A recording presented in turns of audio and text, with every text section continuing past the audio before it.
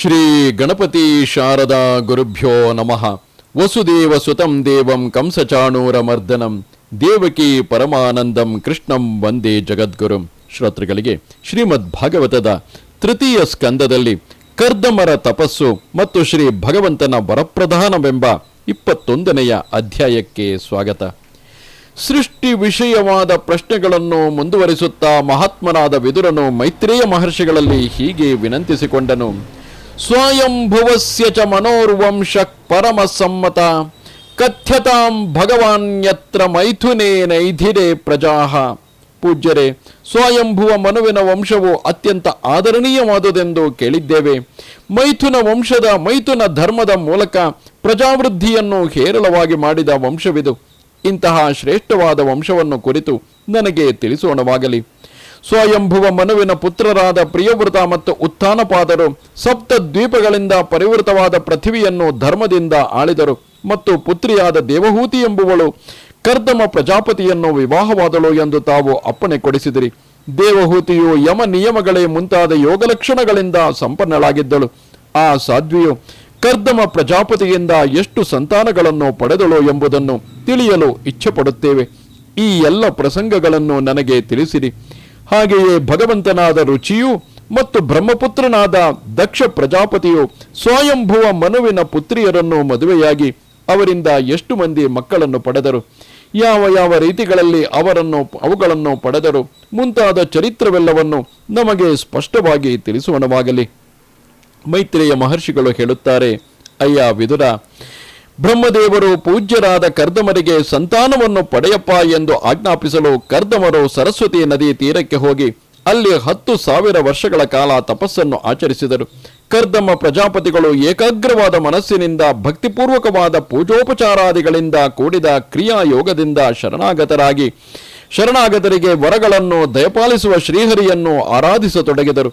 ಆಗ ಕೃತ ಅಂದರೆ ಸತ್ಯಯುಗದ ಪ್ರಾರಂಭ ಕಾಲದಲ್ಲಿ ಪುಂಡರೀಕಾಕ್ಷನಾದ ಶ್ರೀಮನ್ನಾರಾಯಣನು ಅವರ ತಪಸ್ಸಿನಿಂದ ಸಂತುಷ್ಟನಾಗಿ ತನ್ನ ಶಬ್ದಬ್ರಹ್ಮಮಯವಾದ ಸ್ವರೂಪದಿಂದ ಆಕಾರವನ್ನು ತಳೆದು ಅವರಿಗೆ ದರ್ಶನವನ್ನು ಕರುಣಿಸಿದನು. ಕರ್ದಮರಿಗೆ ದರ್ಶನವನ್ನು ದಯಪಾಲಿಸಿದ ಆ ಶ್ರೀಮೂರ್ತಿಯ ಸೌಂದರ್ಯ ತೇಜಸ್ಸುಗಳನ್ನು ಕೇಳಬೇಕೇ? ಪರಿಶುದ್ಧವಾದ ಆ ಮೂರ್ತಿಯು ಸೂರ್ಯನಂತೆ ತೇಜೋರಾಶಿಯಾಗಿ ರಾರಾಜಿಸುತ್ತಿತ್ತು. ಅದರ ಕಂಠದಲ್ಲಿ ಕಮಲ ಮತ್ತು ಕುಮುದ ಪುಷ್ಪಗಳ ಮಾಲೆಯು ಶೋಭಿಸುತ್ತಿತ್ತು. ಅದರ ಮುಖಕಮಲವು ನುಣುಪಾದ ನೀಲಿ ಬಣ್ಣದ ಮುಂಗುರುಳುಗಳಿಂದ ಕಂಗೊಳಿಸುತ್ತಿತ್ತು. ಸ್ವಾಮಿಯು ನಿರ್ಮಲವಾದ ವಸ್ತ್ರಗಳನ್ನು ಧರಿಸಿದ್ದನು. ಆತನ ತಲೆಯಲ್ಲಿ ಥಳಥಳಿಸುವ ಸ್ವರ್ಣ ಕಿರೀಟವು, ಕಿವಿಯಲ್ಲಿ ಕಳಕಳಿಸುವ ಕುಂಡಲಗಳು, ಕೈಯಲ್ಲಿ ಹೊಳೆಯುವ ಶಂಖ ಚಕ್ರ ಗದೆಗಳೇ ಮುಂತಾದ ಆಯುಧಗಳು ಬೆಳಗುತ್ತಿದ್ದವು. ಒಂದು ಕೈಯಲ್ಲಿ ಬಿಳಿಯ ಲೀಲಾಕಮಲವು ಆಡುತ್ತಿತ್ತು. ಪ್ರಭುವಿನ ಉದಾರವಾದ ಮಂದಹಾಸದಿಂದ ಶೋಭಿಸುತ್ತಿದ್ದ ದೃಷ್ಟಿಯ ಚಿತ್ತವನ್ನು ಅಪಹರಿಸುತ್ತಿತ್ತು. ಪಾದಾರವಿಂದಗಳು ಗರುಡ ದೇವರ ಹೆಗಲ ಮೇಲೆ ವಿರಾಜಿಸುತ್ತಿದ್ದವು. ವಕ್ಷಸ್ಥಳದಲ್ಲಿ ಶ್ರೀಲಕ್ಷ್ಮೀ ದೇವಿಯು, ಕಂಠದಲ್ಲಿ ಕೌಸ್ತುಭಮಣಿಯು ಕಣ್ಮನಗಳಿಗೆ ಹಬ್ಬವಾಗಿ ಮೆರೆಯುತ್ತಿದ್ದವು. ಆಕಾಶದಲ್ಲಿ ಬೆಳಗುತ್ತಿದ್ದ ಶ್ರೀಮೂರ್ತಿಯನ್ನು ಸಂದರ್ಶಿಸಿ ಕರ್ದಮರು ಪರಮಾನಂದದಲ್ಲಿ ಮುಳುಗಿದರು. ಆ ದರ್ಶನ ಮಾತ್ರದಿಂದಲೇ ಸಕಲ ಕಾಮನೆಗಳು ಈಡೇರಿದಂತೆ ಭಾವಿಸಿದರು. ಅವರು ಆನಂದಪೂರ್ವಕವಾಗಿ ಹೃದಯವನ್ನು ನೆಲಕ್ಕೆ ಸೋಕಿಸುತ್ತಾ ನಾರಾಯಣನಿಗೆ ಸಾಷ್ಟಾಂಗ ನಮಸ್ಕಾರವನ್ನು ಮಾಡುತ್ತಾ ಮತ್ತು ಪ್ರೇಮಪೂರ್ಣವಾದ ಚಿತ್ತದಿಂದ ಕೈಜೋಡಿಸಿಕೊಂಡು ಸವಿ ಮಾತುಗಳಿಂದ ಸ್ವಾಮಿಯನ್ನು ಹೀಗೆ ಸ್ತುತಿಸತೊಡಗಿದರು. ಜುಷ್ಟಂಬತಾಧ್ಯಾಕಿಲ ಸತ್ವರಾಶೇ ಸಾಂಸಿಧ್ಯಮಕ್ಷ್ಣೋಸ್ತವ ದರ್ಶನಾನ್ನಃ ಯದ್ದರ್ಶನಂ ಜನ್ಮಭಿರೀಡ್ಯ ಸದ್ಭಿರಾಶಾಸತೆ ಯೋಗಿನೋ ರೂಢಯೋಗ. ಸ್ತುತಿಗೆ ಯೋಗ್ಯತಮನಾಗಿರುವ ಸ್ವಾಮಿಯೇ, ಶುದ್ಧ ಸತ್ವಗುಣರಾಶಿಯೇ, ಯೋಗಿಗಳು ಮುಂದಿನ ಶ್ರೇಷ್ಠ ಯೋನಿಗಳಲ್ಲಿ ಜನಿಸಿ ಕೊನೆಗೆ ಯೋಗಾರೂಢರಾಗಿ ಯಾವನನ್ನು ಸಂದರ್ಶಿಸಲು ಬಯಸುತ್ತಾರೆಯೋ ಅಂತಹ ಅಲಭ್ಯ ಲಾಭವಾಗಿರುವ ನೀನು ನನಗೆ ಈಗಲೇ ದರ್ಶನವನ್ನು ದಯಪಾಲಿಸಿ ಕಣ್ಣುಗಳಿಗೆ ಸಫಲತೆಯನ್ನು ತಂದುಕೊಟ್ಟಿರುವೆ. ಯೇ ಮಾಯಯಾತೆ ಹತಮೇಧ ಸತ್ಪರ ಸತ್ಪಾದಾರವಿಂದಂ ಭವಸಿನ್ ಪೋತಮಂ ಉಪಾಸತೆ ಕಾಮಲವಾಯತೇಷಾಂ ರಾಶೇಷ ಕೌಕುಮಾರ ರಾಶೇಷ ಕಾಮಾನ್ ನಿರಯೇಪಿ ಯೇ ಸ್ಯುಃ. ನಿನ್ನ ಚರಣ ಕಮಲಗಳು ಸಂಸಾರ ಸಾಗರವನ್ನು ದಾಟಿ ಹೋಗುವ ನಾವೆಯಾಗಿವೆ. ಅಂತಹ ಪಾದಾರವಿಂದಗಳನ್ನು ನಿನ್ನ ಮಾಯೆಯಿಂದ ವಿವೇಕವನ್ನು ಕಳೆದುಕೊಂಡವರು ತಾನೇ ತುಚ್ಛವೋ ಕ್ಷಣಿಕವೋ ಆದ ವಿಷಯ ಸುಖಗಳಿಗಾಗಿ ಆಶ್ರಯಿಸುತ್ತಾರೆ. ಆ ಸುಖಗಳು ನರಕದಲ್ಲಿ ದೊರೆಯಲು ಬರುವವು. ಆದರೆ ಕೃಪಾನಿಧಿಯಾದ ನೀನು ಅಂತಹ ವಿಷಯ ಭೋಗಗಳನ್ನು ಬಯಸಿದವರಿಗೆ ಅದನ್ನೇ ಕೊಡುತ್ತೀಯ. ತಥಾ ಸಚಾಹಂ ಪರಿವೋಢುಕಾಮಃ ಸಮಾನಶೀಲಾಂ ಗೃಹಮೇಧಧೇನುಂ ಉಪೇಯಿವಾನ್ಮೂಲಮಶೇಷಮೂಲಂ ದುರಾಶಯ ಕಾಮದುಘಾಂಗ್ರಗಸ್ಪಸ್ಯ. ಪ್ರಭುವೆ, ನೀನು ಕಲ್ಪವೃಕ್ಷಕ್ಕೆ ಎಣೆಯಾಗಿ ಸಕಲ ಮನೋರಥಗಳನ್ನು ಕೈಗೂಡಿಸುವ ಶ್ರೀಪಾದ ಪದ್ಮಗಳುಳ್ಳವನು. ನನ್ನ ಹೃದಯವು ಕಾಮದಿಂದ ಕಲುಷಿತವಾಗಿರುವುದರಿಂದ ನಾನು ನಿನಗೆ ಅನುರೂಪಳಾಗಿ ಗೃಹಸ್ಥ ಧರ್ಮವನ್ನು ಪಾಲನೆ ಮಾಡಲು ಸಹಾಯ ಮಾಡುವ ಶೀಲವತಿಯಾದ ಕನ್ಯೆಯನ್ನು ಪತ್ನಿಯನ್ನಾಗಿ ಪಡೆಯುವುದಕ್ಕಾಗಿಯೇ ನಿನ್ನ ಅಡಿದಾವರೆಗಳಲ್ಲಿ ಶರಣು ಹೊಂದಿದ್ದೇನೆ. ಪ್ರಜಾಪತೇಸ್ತೆ ವಚನಾಧೀಶತಂತ್ಯಾ ಲೋಕಕ್ಕಿಲಾಯಾಂ ಕಾಮಹತೋನುಬದ್ಧಃ ಅಹಂಚ ಲೋಕಾನುಗತೋ ವಹಾಮಿ ಬಲಿಂಚ ಶುಕ್ಲಾನಿ ಮಿಷಾಯ ತುಭ್ಯಂ. ಓ ಸರ್ವೇಶ್ವರನೇ, ನೀನು ಸಮಸ್ತ ಲೋಕಗಳ ಅಧಿಪತಿಯು. ಬಗೆ ಬಗೆಯ ಕಾಮನೆಗಳಿಗೆ ಸಿಲುಕಿಕೊಂಡ ಈ ಲೋಕವು ನಿನ್ನ ವೇದವಾಣಿ ರೂಪವಾದ ನೂಲಿನಿಂದ ಕಟ್ಟಿಹಾಕಲ್ಪಟ್ಟಿದೆ. ಸಗುಣ ಸಾಕಾರವಾದ ಧರ್ಮವೇ ಆಗಿರುವ ಪ್ರಭುವೇ, ಆ ಕಾಮನಾಪೂರ್ಣವಾದ ವೈದಿಕ ಮಾರ್ಗವನ್ನು ಅನುಸರಿಸಿ ನಾನು ಕಾಲಸ್ವರೂಪಿಯಾದ ನಿನಗೆ ಆಜ್ಞಾ ಪಾಲನೆಯ ರೂಪವಾದ ಪೂಜೆ ಉಪಹಾರಾದಿಗಳನ್ನು ಸಮರ್ಪಿಸುತ್ತಿದ್ದೇನೆ. ಲೋಕಾಂಶ್ಚ ಲೋಕಾನುಗತಾನ್ ಪಶೂಂಶ್ಚ ಹಿತ್ವಾಶ್ರಿತಾಸ್ತೆ ಚರಣಾತಪತ್ರಂ ಪರಸ್ಪರಂ ತ್ವದ್ಗುಣವಾದಸೀದು ಪೀಯೂಷನೀಯಾರ್ಪಿತ ದೇಹ ಧರ್ಮ. ಮಹಾಪ್ರಭುವೆ, ನಿನ್ನ ಏಕಾಂತ ಭಕ್ತರಾದರೂ ವಿಷಯ ಸುಖಗಳಲ್ಲಿ ಆಸಕ್ತರಾಗಿರುವ ಜನರನ್ನು, ಅವರ ಮಾರ್ಗಗಳನ್ನು ಅನುಸರಿಸುತ್ತಿರುವ ನನ್ನಂತಹ ಕರ್ಮ ಜಡರಾದ ಪಶುಗಳನ್ನು ಸ್ವಲ್ಪವೂ ಲೆಕ್ಕಿಸದೆ ನಿನ್ನ ಪಾದಾರವಿಂದಗಳ ನೆರಳನ್ನೇ ಆಶ್ರಯಿಸುತ್ತಾರೆ. ನಿನ್ನ ಗುಣ ಕೀರ್ತನ ರೂಪವಾದ ದಿವ್ಯೋನ್ಮಾದವನ್ನುಂಟು ಮಾಡುವ ಸುಧೆಯನ್ನೇ ಪಾನ ಮಾಡುತ್ತಾ ಹಸಿವು ಬಾಯಾರಿಕೆಗಳೇ ಮುಂತಾದ ದೇಹ ಧರ್ಮಗಳನ್ನು ಶಮನಗೊಳಿಸಿಕೊಳ್ಳುತ್ತಾರೆ. ನತೇಜರಾಕ್ಷಭ್ರಮಿರಾಯುರೇಷಾಂ ತ್ರಯೋದಶಾರಾಂ ತ್ರಿಶತಂ ಷಷ್ಟಿ ಪರ್ವ ಷಣ್ಯೇಮ್ಯನಂತಚ್ಛದಿ ಯತ್ಪ್ರಣಾಭಿ ಕರಾಲಸ್ರೋತೋ ಜಗದಾಚ್ಛೇದ್ಯ ಧಾವತ್. ಸ್ವಾಮಿ, ಈ ಕಾಲಚಕ್ರವು ತುಂಬಾ ಬಲಶಾಲಿಯಾದುದು. ಅಕ್ಷರವಾದ ಪರಬ್ರಹ್ಮವೇ ಇದರ ಅಚ್ಚು. ಅದರ ಮೇಲೆ ಹಸಿವು ಬಾಯಾರಿಕೆಗಳ ರೂಪದಲ್ಲಿ ನಿಲುಗಡೆ ಇಲ್ಲದೆ ಇದು ಸುತ್ತುತ್ತಿದೆ. ಅಧಿಕ ಮಾಸದಿಂದ ಕೂಡಿರುವ 13 ತಿಂಗಳುಗಳು ಇದರ ಅರೆಕಾಲುಗಳು, 360 ದಿವಸಗಳು ಇದರ ಗೆಣ್ಣುಗಳು. ಇದು 6 ಋತುಗಳೆಂಬ ಅಂಚು ಪಟ್ಟಿಗಳಿಂದಲೂ ಅನಂತವಾದ ಕಲಾ ಕಾಷ್ಟ ಮುಂತಾದ ಪತ್ರಾಕಾರವಾದ ಧಾರೆಗಳಿಂದಲೂ ಭೂತ ಭವಿಷ್ಯದ್ ವರ್ತಮಾನಗಳೆಂಬ ಕಾಲತ್ರಯ ರೂಪವಾದ ಹೊಟ್ಟೆಯ ಮರಗಳಿಂದಲೂ ಕೂಡಿದೆ. ಅತ್ಯಧಿಕ ವೇಗವುಳ್ಳ ಸಂವತ್ಸರ ರೂಪವಾದ ಈ ಕಾಲಚಕ್ರವು ಚರಾಚರ ರೂಪವಾದ ಜಗತ್ತಿನ ಆಯಸ್ಸನ್ನು ಕತ್ತರಿಸುತ್ತಾ ಸುತ್ತುತ್ತಿದೆ. ಆದರೆ ಇಂತಹ ಪ್ರಚಂಡವಾದ ಕಾಲಚಕ್ರವು ನಿನ್ನ ಏಕಾಂತ ಭಕ್ತರ ಆಯಸ್ಸನ್ನು ಲೋಪಗೊಳಿಸಲಾರದು. ಏಕಸ್ವಯಂ ಸಂಜಗತಸ್ಯ ಸೃಕ್ಷಯಾ ದ್ವಿತೀಯಯಾತ್ಮನ್ನಧಿಯೋಗಮಾಯಯಾ ಸೃಜಸ್ಯದಸ್ಪಾಸಿ ಪುನರ್ಘ್ರಸಿಷ್ಯಸೆ ಯಥೋರ್ಣನಾಭಿರ್ಭಗವನ್ ಸ್ವಶಕ್ತಿಭಿಃ. ಹೇ ಭಗವಂತನೇ, ಜೇಡರ ಹುಳುವು ತನ್ನ ಬಲೆಯನ್ನು ತಾನೇ ಹೊರಹೊಮ್ಮಿಸುತ್ತಿದೆ, ರಕ್ಷಿಸುತ್ತದೆ ಮತ್ತು ನುಂಗಿ ಹಾಕುತ್ತದೆ. ಅದಕ್ಕೆ ಬೇರಾವುದರ ಸಹಾಯವೂ ಬೇಕಿಲ್ಲ. ಹಾಗೆಯೇ ನೀನು ಇತರರ ಸಹಾಯವನ್ನು ಅಪೇಕ್ಷಿಸದೆಯೇ ನಿನ್ನ ಯೋಗ ಮಾಯೆಯನ್ನು ಅವಲಂಬಿಸಿ ಅದರಿಂದ ವ್ಯಕ್ತವಾದ ಶಕ್ತಿಗಳಿಂದ ಈ ಜಗತ್ತನ್ನು ಸೃಷ್ಟಿಸಿ ರಕ್ಷಿಸಿ ಲಯಗೊಳಿಸುತ್ತೀಯೇ. ಈ ಸೃಷ್ಟಿಯೇ ಮುಂತಾದವುಗಳೆಲ್ಲ ನಿನ್ನ ವಿಲಾಸಗಳೇ ಆಗಿರುವುದರಿಂದ ಆಶ್ರಯಿಸಲು ಯೋಗ್ಯನಾಗಿರುವವನು ನೀನೊಬ್ಬನೇ. ನೈತದ್ಭತಾಧೀಶ ಪದಂ ತವೇಪ್ಸಿತಂ ಯನ್ಮಾಯಯಾ ನಸ್ತನುಷೇ ಭೂತ ಸೂಕ್ಷ್ಮಂ ಅನುಗ್ರಹಾಯಾಸ್ತ್ವಾಪಿ ಯರ್ಗಿ ಮಾಯಯಾ ಲಸತ್ತುಲಸ್ಯಾತನುವಾ ವಿಲಕ್ಷಿತಃ. ಮಾಯಾಮಯವಾಗಿ ಶಬ್ದ ಸ್ಪರ್ಶಾದಿ ವಿಷಯಗಳಿಂದ ಕೂಡಿರುವ ನಶ್ವರವಾದ ಸುಖವನ್ನು ತನ್ನಿನ್ನ ಏಕಾಂತ ಭಕ್ತರಿಗೆ ಕೊಡುವುದು ನಿನಗೆ ಇಷ್ಟವಿಲ್ಲ. ಆದರೂ ಅಚಿಂತ್ಯವೋ ಅದ್ಭುತವೋ ಆದ ಮಹಿಮೆಯುಳ್ಳ ನೀನೇ ಈಗ ನಿನ್ನ ಇಚ್ಛಾರೂಪವಾದ ಮಾಯೆಯಿಂದ, ದಿವ್ಯ ತುಳಸೀಮಾಲೆಯಿಂದ ಮಂಡಿತವಾದ ಈ ಮನೋಹರವಾದ ದಿವ್ಯ ರೂಪದಿಂದ ನನಗೆ ದರ್ಶನವನ್ನು ನೀಡುತ್ತಿದ್ದೀಯಲ್ಲವೇ? ಆದ್ದರಿಂದ ಇದಕ್ಕನುಗುಣವಾಗಿ ನನ್ನನ್ನು ಅನುಗ್ರಹಿಸಲು ನನಗೆ ಈಗ ಐಹಿಕ ಸುಖಗಳನ್ನು ಕೊಡುವವನಾಗು. ತಂ ತ್ವಾನುಭೂತ್ಯೋಪರತ ಕ್ರಿಯಾರ್ಥಂ ಸ್ವಮಾಯಯಾವರ್ತಿತ ಲೋಕತಂತ್ರಂ ನಮಾಮ್ಯಭೀಕ್ಷ್ಣಂ ನಮನೀಯ ಪಾದ ಸರೋಜಮಲ್ಪೀಯಸಿ ಕಾಮವರ್ಷಂ. ನೀನು ಆಪ್ತ ಕಾಮನು, ಪರಿಪೂರ್ಣನು. ಆದ್ದರಿಂದ ಯಾವ ಕರ್ಮಗಳಿಂದಲೂ ನಿನಗೆ ಯಾವ ಪ್ರಯೋಜನವೂ ಇಲ್ಲ.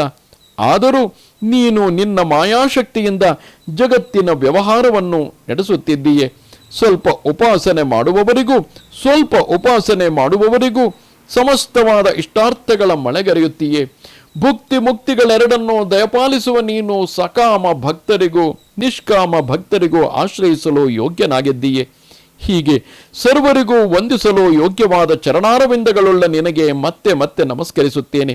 ಮೈತ್ರೇಯ ಮಹರ್ಷಿಗಳು ಹೇಳುತ್ತಾರೆ, ಕರ್ದಮ ಮಹರ್ಷಿಗಳು ಹೀಗೆ ನಿಷ್ಕಪಟ ಭಾವದಿಂದ ಭಗವಂತನನ್ನು ಕುರಿತು ಸ್ತೋತ್ರ ಮಾಡಲು ಸ್ವಾಮಿಯು ಅವರಲ್ಲಿ ಅತ್ಯಂತ ಪ್ರಸನ್ನನಾದನು. ಗರುಡ ದೇವರ ಹೆಗಲಿನ ಮೇಲೆ ಬೆಳಗುತ್ತಿದ್ದ ಆ ಭಗವಂತನು ಪ್ರೇಮ ಪೂರ್ಣವಾದ ಕಿರುನಗೆಯನ್ನು ಸೂಸುತ್ತಾ, ಪ್ರೇಮ ಪೂರ್ಣವಾದ ದೃಷ್ಟಿಯನ್ನು ಬೀರುತ್ತಾ ಅಮೃತಮಯವಾದ ವಚನಗಳಿಂದ ಕರ್ದಮರಿಗೆ ಹೇಳಿದನು, ಮಹರ್ಷಿಯೇ, ನಿನ್ನ ಹೃದಯದ ಭಾವವು ನನಗೆ ತಿಳಿದಿದೆ.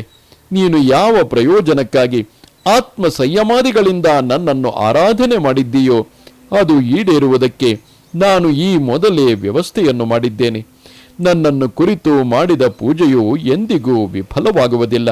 ಪ್ರಜಾಪತಿಯೇ, ಏಕಾಂತ ಭಕ್ತಿಯಿಂದ ನನ್ನಲ್ಲಿ ನಿರಂತರವಾಗಿ ಸೇರಿಕೊಂಡಿರುವ ನಿನ್ನಂತಹ ಮಹಾತ್ಮರು ಮಾಡಿದ ಉಪಾಸನೆಗಾದರೂ ಅತ್ಯಧಿಕವಾದ ಫಲವು ಸಿಕ್ಕಿಯೇ ಸಿಕ್ಕುವುದು.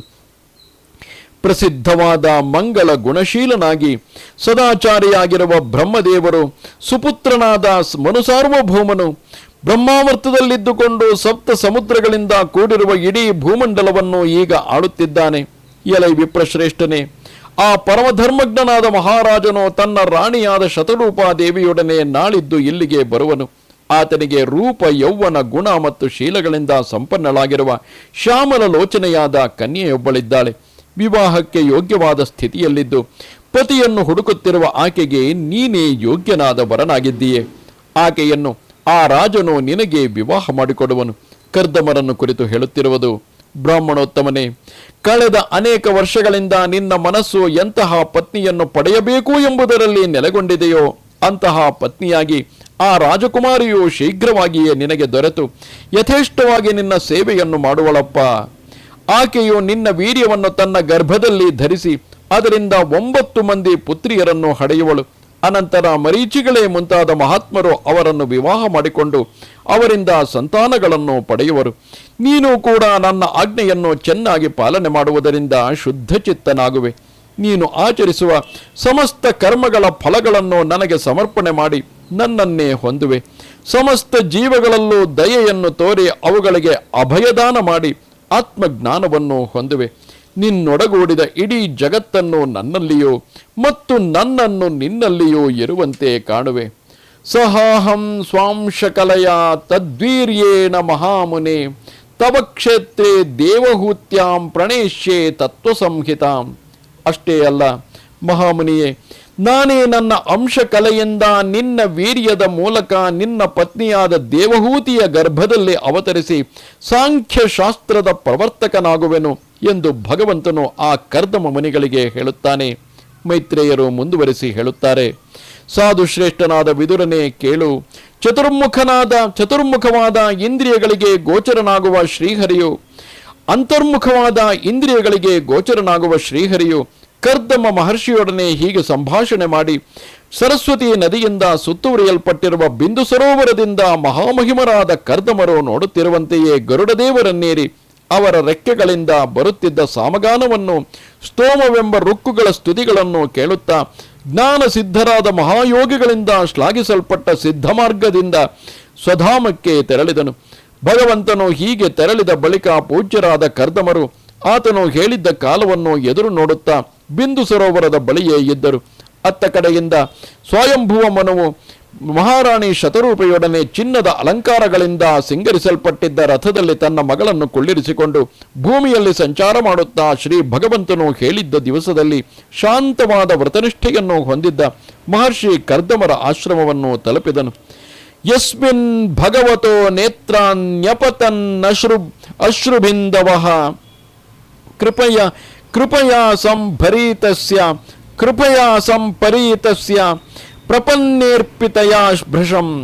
ಆ ಸ್ಥಾನಕ್ಕೆ ಬಿಂದು ಸರೋವರ ಎಂದು ಹೆಸರು ಬರುವುದಕ್ಕೆ ಕಾರಣವೇನೆಂದರೆ ಅಲ್ಲಿ ಶರಣಾಗತರಾಗಿದ್ದ ಭಕ್ತಶ್ರೇಷ್ಠರಾದ ಕರ್ದಮರ ವಿಷಯದಲ್ಲಿ ಪರಮ ಕರುಣೆ ತುಂಬಿದ ಭಗವಂತನ ಕಣ್ಣುಗಳಿಂದ ಕಣ್ಣೀರಿನ ಬಿಂದುಗಳು ಸುರಿದಿದ್ದವು.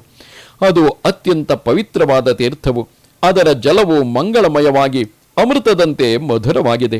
ಮಹರ್ಷಿ ಗಣಗಳು ಅದನ್ನು ಸದಾ ಸೇವಿಸುತ್ತಿರುತ್ತಾರೆ. ಆ ಸರೋವರವು ಬಗೆ ಬಗೆಯಾಗಿ ಶಬ್ದ ಮಾಡುತ್ತಿದ್ದ ಪವಿತ್ರವಾದ ಮೃಗಗಳಿಂದಲೂ ಪಕ್ಷಿಗಳಿಂದಲೂ ಕೂಡಿದ್ದ ಪುಣ್ಯ ವೃಕ್ಷಗಳಿಂದಲೂ ಬಳ್ಳಿಗಳಿಂದಲೂ ಸುತ್ತುವರಿಯಲ್ಪಟ್ಟಿದ್ದಿತು. ಎಲ್ಲ ಋತುಗಳಲ್ಲಿಯೂ ಬಿಡುವ ಹೂವು ಹಣ್ಣುಗಳಿಂದ ಸಂಪನ್ನವಾಗಿ ಸುಂದರವಾದ ವನಶ್ರೇಣಿಯಿಂದ ಅಲಂಕೃತವಾಗಿದ್ದ ರಮಣೀಯವಾದ ಸ್ಥಾನವದು. ಅಲ್ಲಿ ಮದಿಸಿದ ಹಕ್ಕಿಗಳ ಹಿಂಡುಗಳು ಚಿಲಿಪಿಲಿಗೊಟ್ಟುತ್ತಿದ್ದವು. ಮದಿಸಿದ ದುಂಬಿಗಳು ಝೇಂಕರಿಸುತ್ತಿದ್ದವು.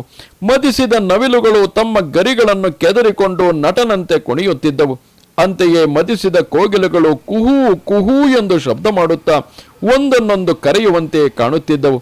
ಆ ಆಶ್ರಮವು ಕದಂಬ, ಚಂಪಕ, ಅಶೋಕ, ಕರಂಜ ಅಂದರೆ ಹೊಂಗೆ, ವಕುಳ ಅಂದರೆ ಪಗಡೆ, ಆಸನ, ಕುಂದ, ಮಂದಾರ, ಕುಟಜ, ಚೂತ ಮುಂತಾದ ವೃಕ್ಷಗಳಿಂದ ತುಂಬಿಕೊಂಡು ರಮಣೀಯವಾಗಿತ್ತು.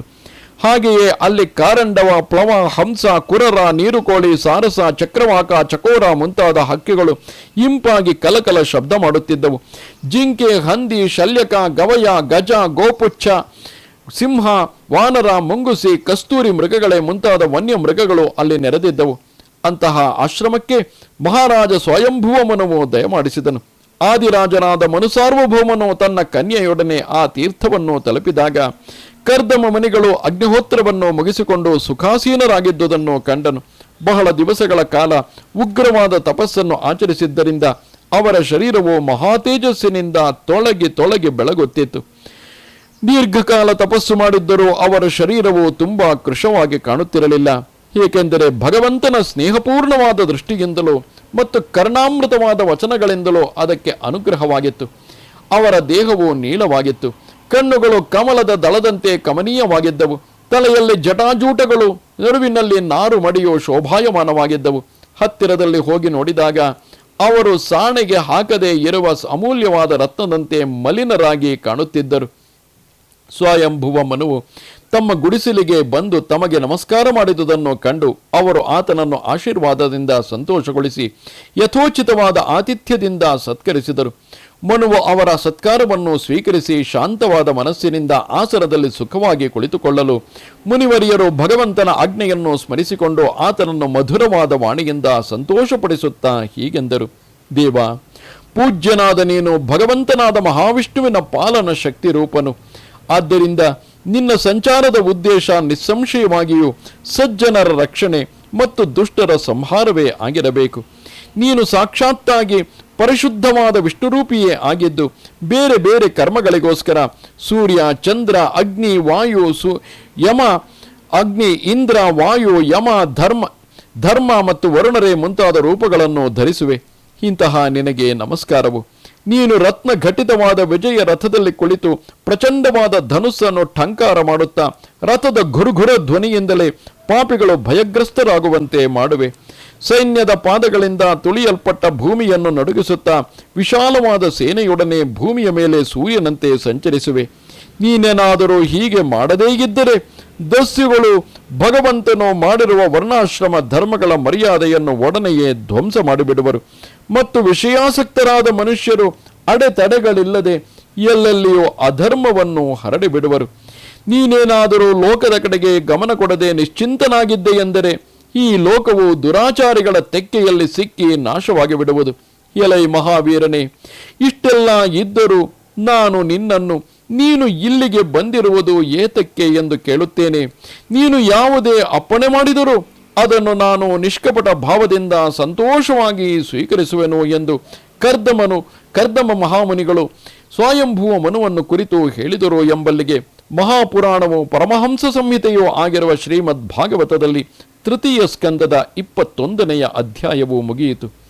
ನಮಸ್ತೆ ಶಾರದೆ ದೇವಿ ಕಾಶ್ಮೀರ ಪುರವಾಸಿನಿ ತ್ವಾಮಹಂ ಪ್ರಾರ್ಥಯೇ ನಿತ್ಯಂ ವಿದ್ಯಾದಾನಂಚ ದೇಹಿಮೆ. ನಮಸ್ಕಾರ.